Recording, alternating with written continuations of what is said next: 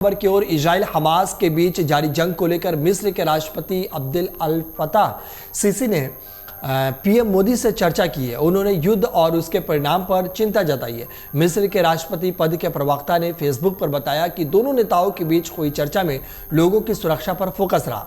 प्रवक्ता ने बताया कि पीएम नरेंद्र मोदी ने मिस्र के राष्ट्रपति अब्देल फताह अल सीसी के साथ टेलीफोन पर बातचीत की है। उन्होंने गाजा पट्टी में इजरायली सैन्य अभियानों के अपडेट और नागरिक जीवन पर इसके विनाशकारी प्रभाव के लिए जारी वृद्धि के खतरे पर विचारों का आदान प्रदान किया। ये पूरे क्षेत्र की सुरक्षा के लिए खतरा बना हुआ है।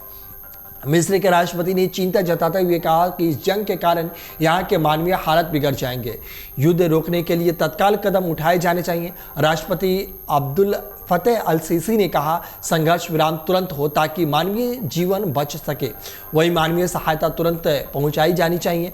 प्रभावी इलाके में इसकी सख्त जरूरत है। प्रवक्ता ने कहा कि दोनों नेता मिस्र और भारत के बीच द्विपक्षीय संबंधों और बेहतरीन रणनीतिक साझेदारों पर संतुष्ट रहे और उन्होंने आपसी सहयोग को और अधिक मजबूत करने की दिशा में अपने दृढ़ संकल्प को दोहराया है। आपको बता दें कि इजराइल ने पैदल सेना और बख्तरबंद वाहनों के साथ गाजा में अपनी जमीनी अभियान का विस्तार किया है, जिसमें हमास सुरंगों पर बमबारी सहित हवा और समुद्र से बड़े पैमाने पर हमले शामिल हैं। बमबारी में गाजा में अधिकांश संचार व्यवस्था को भी ठप कर दिया है और घिरे हुए इलाके के 23 लाख लोगों को दुनिया से अलग थलग करके रख दिया है। इजराइल की सेना ने कहा कि इस क्षेत्र में जमीनी अभियान व्यापक कर रही है। सेना की यह घोषणा इस बात का संकेत देती है कि वह गाजा पर संपूर्ण आक्रमण नजदीक कर रही है। उसने गाजा में हमास आतंकियों का पूरी तरह से सफाया करने का प्रण लिया है।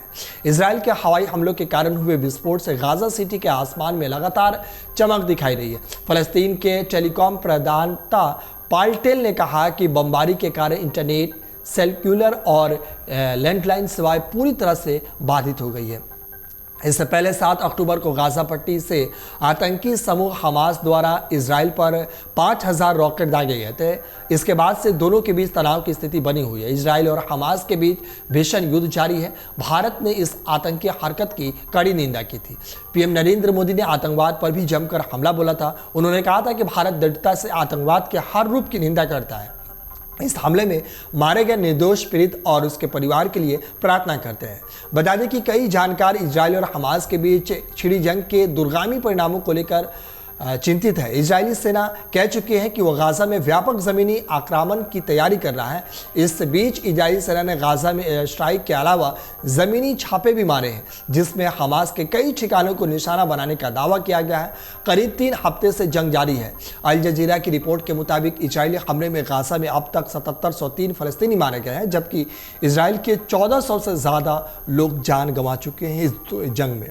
अगर आप ये वीडियो YouTube पर देख रहे हैं तो हमारे चैनल को सब्सक्राइब करें और बेल आइकन को दबाना ना भूलें। अगर आप Facebook पर ये वीडियो देख रहे हैं तो हमारे पेज को लाइक करें।